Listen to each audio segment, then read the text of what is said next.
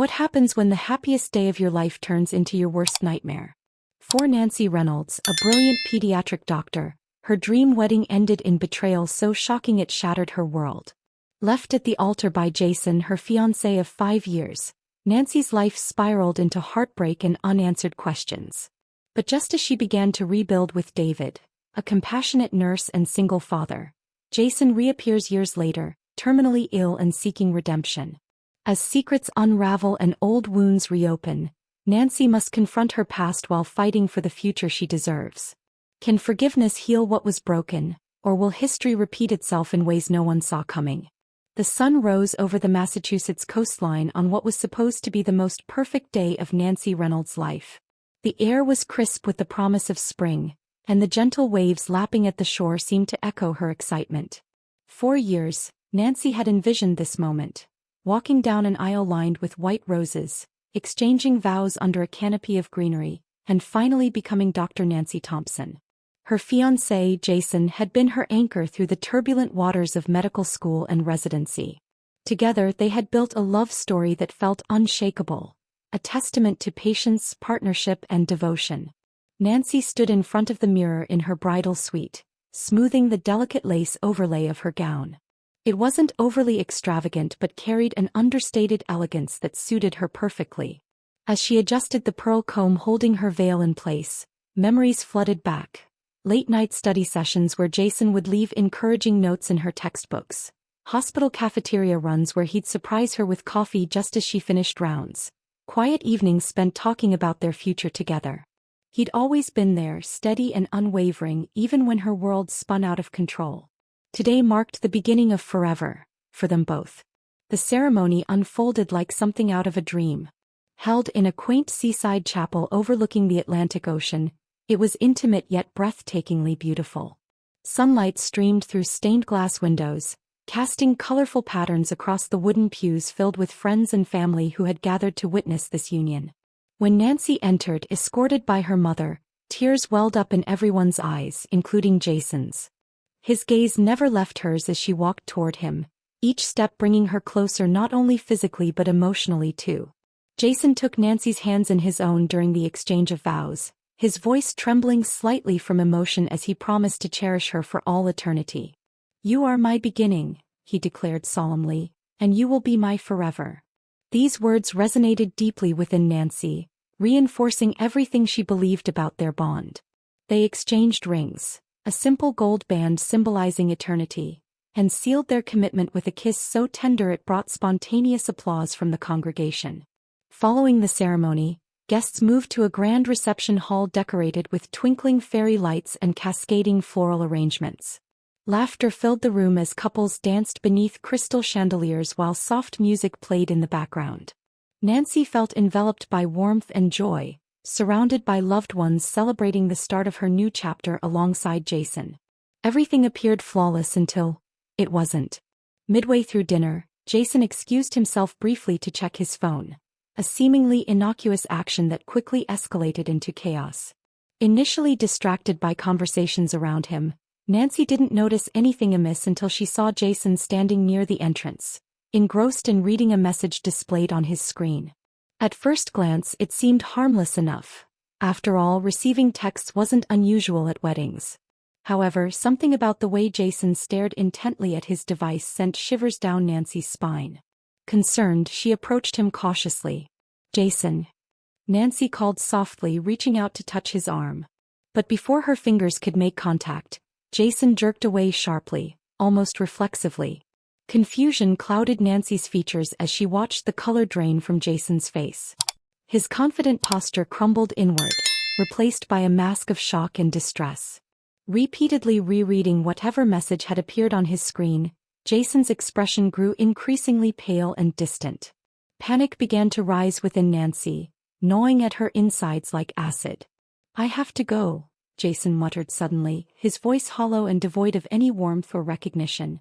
Those 5 simple words crashed through their wedding reception like a wrecking ball, shattering the idyllic atmosphere into shards of disbelief and horror. Guests nearby turned towards them, sensing the tension brewing between the newlyweds. "What do you mean, go? Go where?" Nancy stammered, her heart pounding wildly against her chest. She reached out again, desperate to understand what was happening, but Jason pulled away once more, avoiding eye contact entirely. "I can't explain right now," Jason replied curtly, already backing away. "I need to leave." The music continued playing in the background, oblivious to the emotional earthquake unfolding before everyone present. Conversations halted mid-sentence as people realized something catastrophic was transpiring. Whispers rippled through the crowd, growing louder with each passing second. "Jason, please," Nancy pleaded, her voice rising in panic. Tears blurred her vision as she clutched at his sleeve, refusing to let go without answers. "Whatever it is, we can handle it together. Remember what we promised each other." But Jason remained resolute, his eyes finally meeting hers, yet somehow feeling miles apart. Filled with an emotion Nancy couldn't decipher, they conveyed nothing but sorrow and regret. "I'm sorry, Nancy," he whispered, his voice breaking under the weight of unspoken truths. "I made a mistake." With those final crushing words hanging heavily in the air, Jason turned and fled, disappearing through the double doors leading outside.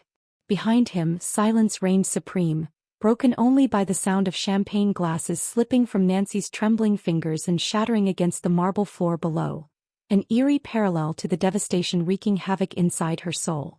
Left alone amidst 150 bewildered guests, Nancy stood frozen, unable to process the magnitude of betrayal unfolding before her very eyes.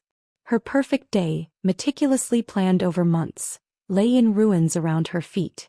The man she loved, trusted implicitly, had vanished without explanation, leaving behind nothing but unanswered questions and a lifetime of shattered dreams. In that single moment, Nancy's world imploded, transforming what should have been the happiest day of her life into a living nightmare, one that would haunt her for years to come. And as reality sank in, one thought echoed relentlessly through her mind. Why? The sun had barely risen over the Massachusetts coastline when Nancy Reynolds found herself standing in the sterile, fluorescent-lit hallway of Boston General Hospital. Her white coat hung loosely on her frame, which had grown thinner and more fragile with each passing week. The wedding dress she had worn just days earlier, a symbol of hope, love, and a future that never came to be, was now folded neatly into a box tucked away in the corner of her closet. She hadn't opened it since that fateful night, nor had she allowed herself to cry again. Instead, she poured every ounce of her energy into work, burying herself in the endless rounds of pediatric patients who needed her care. For Nancy, the hospital became both a refuge and a prison. It wasn't the first time she'd leaned on medicine to cope. During medical school, long hours at the hospital had helped her escape the loneliness of grueling rotations and sleepless nights. But this was different. This time, the pain wasn't external. It wasn't the stress of exams or the exhaustion of residency. It was deeper, sharper, and infinitely more personal. Every patient's family reminded her of what she'd lost, the promise of building a life with someone who loved her unconditionally. Each congratulatory text from colleagues about the big day felt like another stab wound, reopening wounds she desperately tried to ignore. Dr. Patel, Nancy's supervisor, noticed the change immediately. 6 weeks after what everyone referred to as the incident, he pulled her aside one evening as she reviewed charts late into the night. His face was etched with concern, his voice gentle but firm. "Nancy," he said, placing a hand on her shoulder, "you've been on call for 36 hours straight. This isn't sustainable." "I'm fine," Nancy replied curtly, not looking up from the chart in front of her. Her tone carried an edge she didn't mean to show, but she couldn't help it. The last thing she wanted was pity, or worse, questions. Questions would force her to confront the truth, and she wasn't ready for that. "Not yet," Patel sighed, removing his glasses and rubbing the bridge of his nose.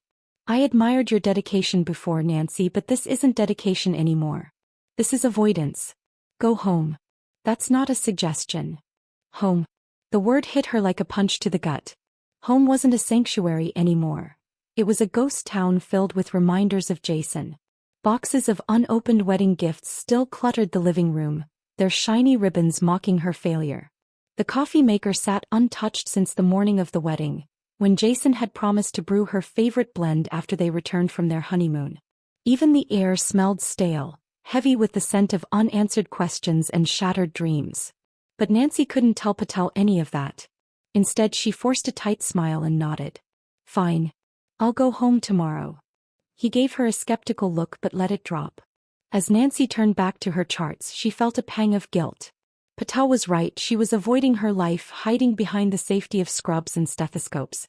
Yet the thought of returning to her empty apartment terrified her. What would she do there? Sit alone in silence while memories of Jason haunted every corner? No, staying at the hospital was easier. Here she could focus on saving other people's lives instead of confronting the wreckage of her own. By the time Nancy reluctantly left the hospital later that week, rumors had begun circulating. The sun had barely risen over the Massachusetts coastline when Nancy Reynolds found herself standing in the sterile, fluorescent-lit hallway of Boston General Hospital. Her white coat hung loosely on her frame, which had grown thinner and more fragile with each passing week. The wedding dress she had worn just days earlier, a symbol of hope, love, and a future that never came to be, was now folded neatly into a box tucked away in the corner of her closet. She hadn't opened it since that fateful night, nor had she allowed herself to cry again. Instead, she poured every ounce of her energy into work, burying herself in the endless rounds of pediatric patients who needed her care. For Nancy, the hospital became both a refuge and a prison. It wasn't the first time she'd leaned on medicine to cope. During medical school, long hours at the hospital had helped her escape the loneliness of grueling rotations and sleepless nights. But this was different. This time the pain wasn't external. It wasn't the stress of exams or the exhaustion of residency. It was deeper, sharper, and infinitely more personal. Every patient's family reminded her of what she'd lost, the promise of building a life with someone who loved her unconditionally. Each congratulatory text from colleagues about the big day felt like another stab wound, reopening wounds she desperately tried to ignore. Dr. Patel, Nancy's supervisor, noticed the change immediately. 6 weeks after what everyone referred to as the incident, he pulled her aside one evening as she reviewed charts late into the night. His face was etched with concern, his voice gentle but firm. "Nancy," he said, placing a hand on her shoulder, "you've been on call for 36 hours straight. This isn't sustainable." "I'm fine," Nancy replied curtly, not looking up from the chart in front of her. Her tone carried an edge she didn't mean to show, but she couldn't help it. The last thing she wanted was pity, or worse, questions. Questions would force her to confront the truth, and she wasn't ready for that. "Not yet." Patel sighed, removing his glasses and rubbing the bridge of his nose. "I admired your dedication before, Nancy, but this isn't dedication anymore. This is avoidance. Go home." "That's not a suggestion." Home. The word hit her like a punch to the gut. Home wasn't a sanctuary anymore. It was a ghost town filled with reminders of Jason. Boxes of unopened wedding gifts still cluttered the living room, their shiny ribbons mocking her failure. The coffee maker sat untouched since the morning of the wedding, when Jason had promised to brew her favorite blend after they returned from their honeymoon. Even the air smelled stale, heavy with the scent of unanswered questions and shattered dreams. But Nancy couldn't tell Patel any of that. Instead, she forced a tight smile and nodded. "Fine. I'll go home tomorrow." He gave her a skeptical look but let it drop. As Nancy turned back to her charts, she felt a pang of guilt. Patel was right, she was avoiding her life, hiding behind the safety of scrubs and stethoscopes. Yet the thought of returning to her empty apartment terrified her. What would she do there? Sit alone in silence while memories of Jason haunted every corner? No, staying at the hospital was easier. Here she could focus on saving other people's lives instead of confronting the wreckage of her own. By the time Nancy reluctantly left the hospital later that week, rumors had begun about why Jason had left. At first they were whispers among the nurses' station. A name mentioned here, a vague detail shared there.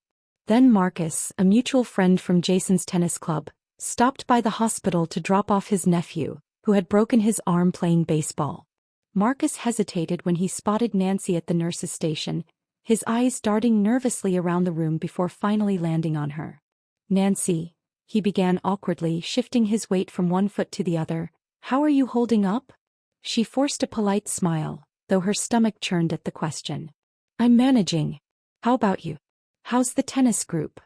"Oh, good," Marcus replied quickly, clearly uncomfortable. He glanced around again before lowering his voice. "Jason hasn't been around much lately. Katie apparently keeps him busy these days." The pen slipped from Nancy's fingers, clattering loudly against the countertop. Katie. The name sent a cold shiver down her spine. Katie, Jason's ex-girlfriend, the sophisticated art gallery owner who had left him years ago for an opportunity in Europe. The woman Jason had once described as, not right for me because we wanted different things. And now she was supposedly pregnant? What did you say? Nancy asked, her voice barely above a whisper. Marcus winced, realizing too late that he'd said too much. I thought you knew. They've been seen together around Cambridge. Someone mentioned she's pregnant. I assumed that's why his voice trailed off, leaving the rest unsaid. Nancy's vision blurred as tears welled up in her eyes. She blinked them away furiously, refusing to let anyone see her break down. Not here, not now. Pregnant. The word echoed in her mind like a cruel taunt, twisting the knife that had already pierced her heart. All those years of planning, dreaming, and loving Jason, they had meant nothing. In the end, he had chosen Katie over her. Over them. That night, Nancy returned to her apartment and let the dam break. She threw her wine glass against the wall, watching it shatter into a million pieces just like her carefully constructed life. She screamed until her throat was raw, tearing apart the unworn lingerie she had packed for their honeymoon. When there was nothing left to destroy, she collapsed onto the bathroom floor and sobbed until her body went numb. Depression settled over her like a thick fog, clouding her thoughts and draining her spirit. She functioned at work, barely, but lost 20 pounds in a matter of weeks. Friends called, concerned, but she couldn't bring herself to answer. Her mother's worried messages piled up in her voicemail, but Nancy couldn't summon the energy to reassure her. She existed in a state of limbo, neither fully alive nor completely dead. It was during this dark period that Nancy met David, not in some romantic movie meet-cute, but in the harsh fluorescent light of the pediatric intensive care unit at 3 a.m.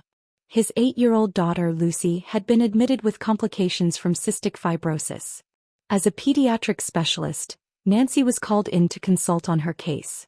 She's usually tougher than this, David explained, his eyes red-rimmed from lack of sleep. Ever since her mom died last year, she's been trying to prove she's strong for me. Nancy reviewed Lucy's chart, nodding sympathetically. Sometimes the strongest people are the ones who need the most care, she said softly, surprising herself with words she hadn't believed about herself in months. David was different from the other anxious parents Nancy encountered daily. A nurse at a neighboring hospital, he understood medical terminology and asked intelligent questions about Lucy's treatment. But more than that, he showed a quiet resilience that resonated deeply with Nancy. He sat by his daughter's bed for hours, reading her favorite books even when she was sleeping, handling each setback with grace. As Lucy's condition stabilized under Nancy's care, Nancy found herself stopping by her room even when it wasn't required. There was something about the little girl's warmth and wisdom that drew her in. One afternoon, while checking Lucy's breathing, Nancy caught the child studying her intently. "You look sad inside your eyes," Lucy observed matter-of-factly. "My dad looked like that after Mom went to heaven. He thought I didn't notice, but I did." Her simple observation cracked something open inside Nancy. For the first time in weeks, she acknowledged the truth aloud. "I am sad," she admitted quietly. "But I'm working on it." David overheard the tail end of their conversation as he returned with a cup of hospital coffee after his daughter fell asleep. He found Nancy completing charts at the nurse's station and offered her a fresh cup. "Lucy's pretty perceptive," he said with a small smile. They started talking then. Brief conversations about Lucy's care that gradually expanded into discussions about books, music, and eventually their personal losses. Nancy told him about Jason in broken, halting sentences. David, in turn, shared stories about his wife Sarah's battle with cancer and the challenges of raising a chronically ill child alone. Their connection grew slowly, deliberately. Neither of them wanted to rush after their respective losses. They went from hospital acquaintances to friends to something deeper over the course of 2 years. By the time David kissed Nancy during Lucy's 11th birthday celebration, it felt natural, inevitable even. Later that night, Lucy cheered from across the room, confessing she'd been waiting forever for them to figure it out. Through David and Lucy, Nancy discovered a new kind of family, one built not on perfection but on resilience and understanding. Together, they navigated the complexities of grief, healing, and second chances, proving that sometimes the most beautiful relationships emerge from the darkest moments. Their connection grew slowly, deliberately. Neither of them wanted to rush after their respective losses. They went from hospital acquaintances to friends to something deeper over the course of 2 years. By the time David kissed Nancy during Lucy's 11th birthday celebration, it felt natural, inevitable even. Later that night, Lucy cheered from across the room, confessing she'd been waiting forever for them to figure it out. Morning sunlight sparkled across Cape Cod Bay as Nancy stood barefoot in the sand, the gentle May breeze carrying the scent of salt and beach roses. Her blue dress fluttered around her ankles, so different from the formal gown of her first wedding. David waded ahead, handsome in a light linen suit, his smile calm and steady. Beside him, Lucy beamed in her pale yellow dress, a basket of wildflowers clutched in her hands. This time there was no elaborate processional, no church organ, no rows of pews filled with distant relatives and business associates. Just a simple path through the sand lined with seashells that Lucy had collected and arranged herself the day before. Selena walked behind Nancy, carrying a small bouquet matching hers. "Ready?" she whispered. Nancy nodded, surprising herself with the certainty she felt. The anxiety that had plagued her during planning had dissipated with the deleted email. Today belonged to the future, not the past. The small gathering of friends and family turned as the guitarist began playing, not the traditional wedding march, but Here Comes the Sun, one of Lucy's favorites. Nancy walked toward David with sure steps, no longer the wounded bride she'd been 5 years ago. When she reached them, Lucy took her hand and placed it in her father's, a gesture they'd practiced but that felt beautifully spontaneous in the moment. "Now we're really going to be a family," Lucy whispered loudly enough for nearby guests to chuckle. The justice of the peace, a friend of David's from hospital administration, smiled warmly. "We gather today not to witness the beginning of what will be, but rather to recognize what already is. David, Nancy, and Lucy have already created a family bound by love and mutual respect. Today we celebrate the formal recognition of that bond." David and Nancy had written their own vows, simple promises that acknowledged their pasts while embracing their shared future. "Nancy," David began, his voice steady, "I promise to honor your strength, to support your dreams, and to partner with you in all things. I promise to remember that we both carry scars and to be gentle with the wounded places. Most of all, I promise that you will never walk alone again." Nancy's voice trembled slightly as she responded. "David, I promise to cherish the family we've built, to face challenges beside you rather than alone, and to remember every day that love is a choice we make again and again. I promise to trust in us even when trust feels difficult." Lucy stepped forward for her part, a surprise they'd planned together. "I promise to pick up my socks," she announced seriously, causing laughter to ripple through the gathering. "And also, I promise to always remember how lucky I am to have two people who love me so much." As they exchanged simple gold bands, Nancy felt a lightness she hadn't expected, not the breathless excitement of her first wedding, but something more substantial: peace. By the power vested in her by the Commonwealth of Massachusetts, the justice concluded, "I now pronounce you a family." David's kiss was gentle, and then Lucy threw her arms around both of them, completing their circle. The celebration moved to a nearby restaurant with a deck overlooking the water. White lights twinkled in the early evening as guests mingled, enjoying the casual buffet and open bar. David's parents chatted animatedly with Nancy's mother, while Lucy and her friends claimed a corner table, heads bent together in preteen conspiracy. Nancy was accepting congratulations from a colleague when she noticed Selena's expression change. Her eyes fixed on something behind Nancy, a murmur rippling through the guests nearest the entrance. Nancy turned slowly and there he stood, Jason. He looked nothing like the confident man who'd left her 5 years ago. His once athletic frame had thinned considerably, his tailored clothes hanging loosely. Deep shadows underlined his eyes, and his skin held an unhealthy pallor that Nancy's medical training recognized instantly. "What is he doing here?" Selena hissed, moving protectively toward Nancy. David's hand found hers, squeezing gently. "Do you want me to ask him to leave?" David asked, his voice steady. Nancy couldn't answer immediately. The sight of Jason, the physical manifestation of her greatest heartbreak, standing at her second wedding reception created a surreal moment where past and present collided. Jason took a hesitant step forward, then stopped as several guests moved to block his path. His eyes never left Nancy's. I just need 5 minutes, he called, his voice hoarse. Please, Nancy. David's jaw tightened, but his voice remained calm. This isn't the time or place.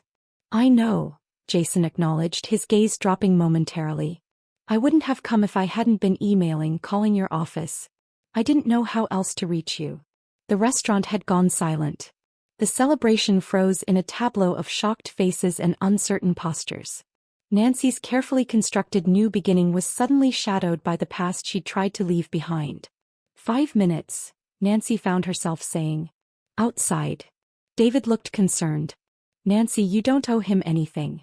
I know, Nancy squeezed his hand. This isn't about owing. It's about ending things properly so they don't follow us. Selena moved to Nancy's side. I'm coming with you. They stepped onto the beach behind the restaurant, the May evening air cooler now as the sun began its descent.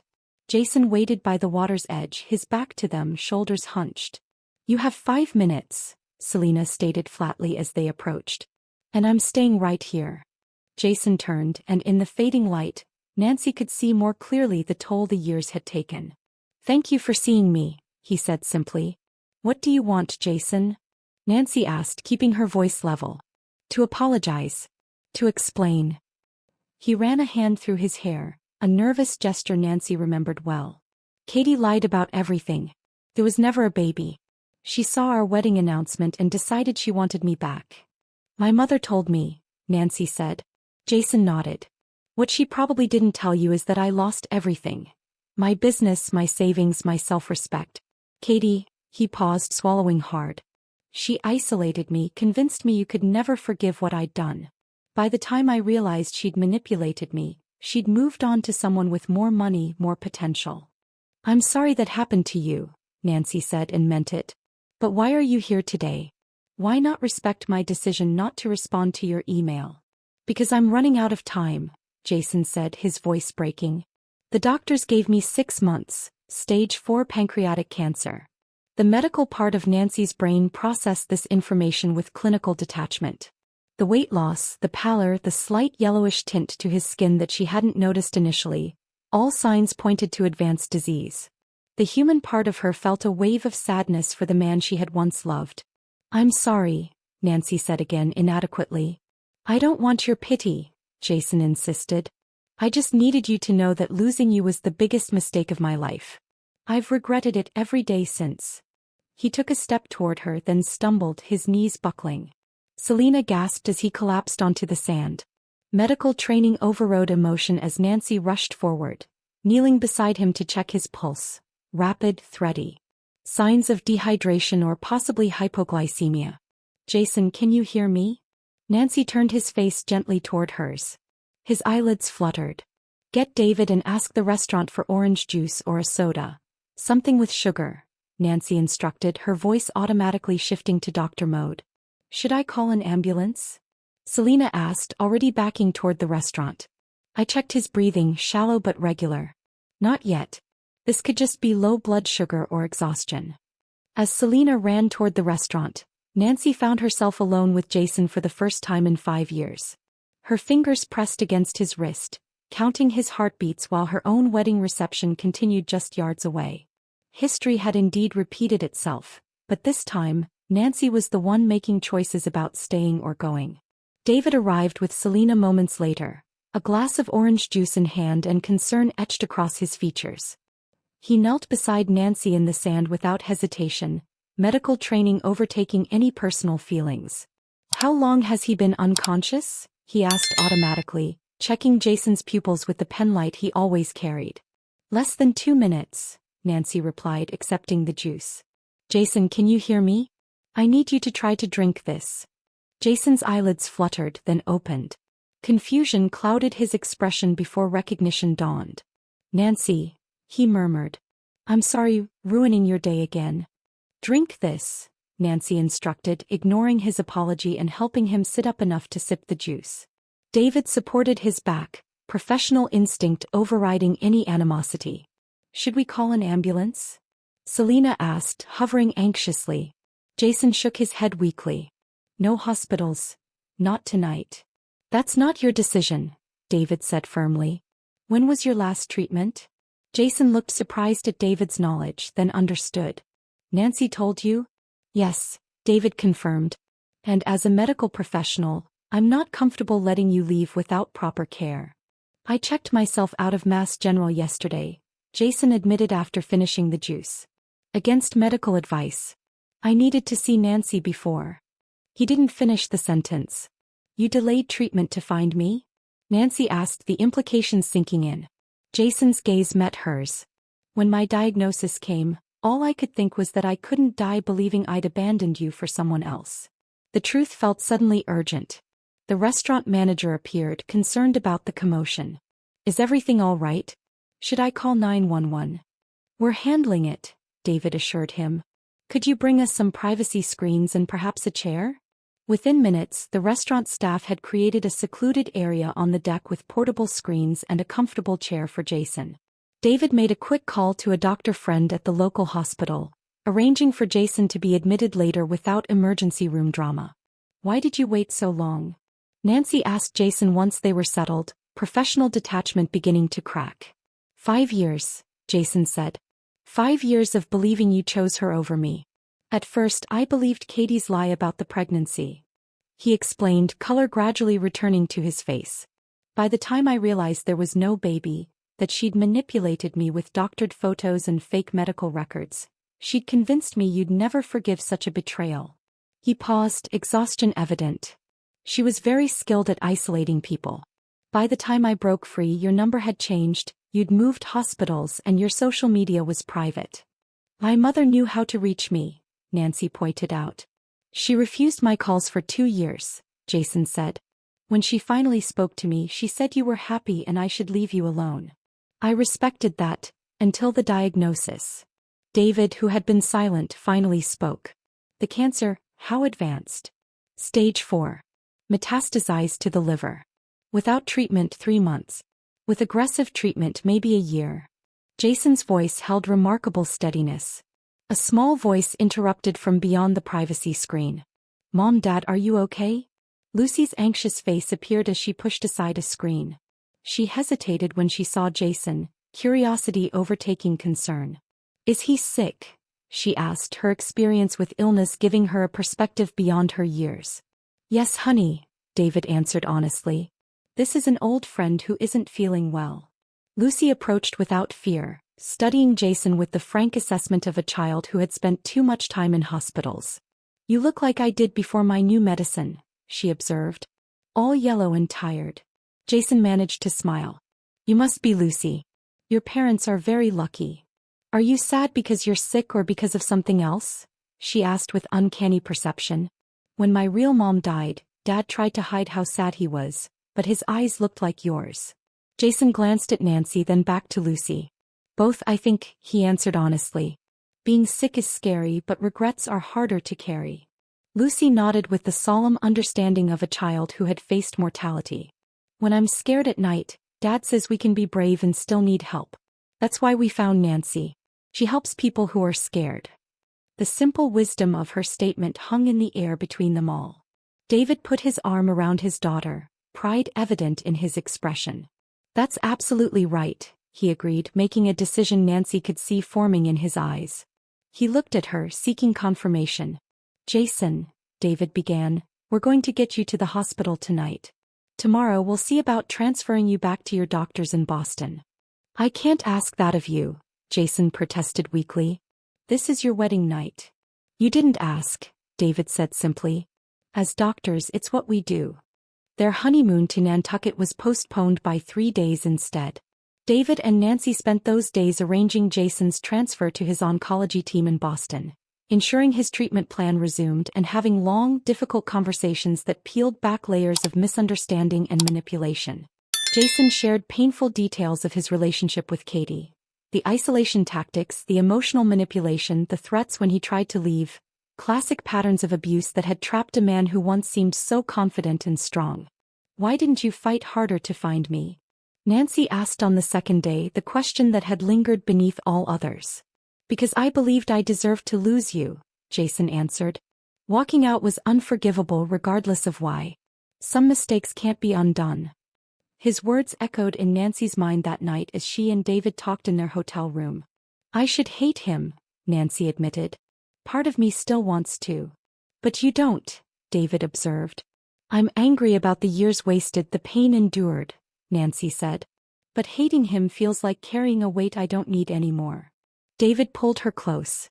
Forgiveness isn't about deserving, he reminded her. It's about freedom, yours, not his. On the morning they were set to leave for their delayed honeymoon, they visited Jason one last time.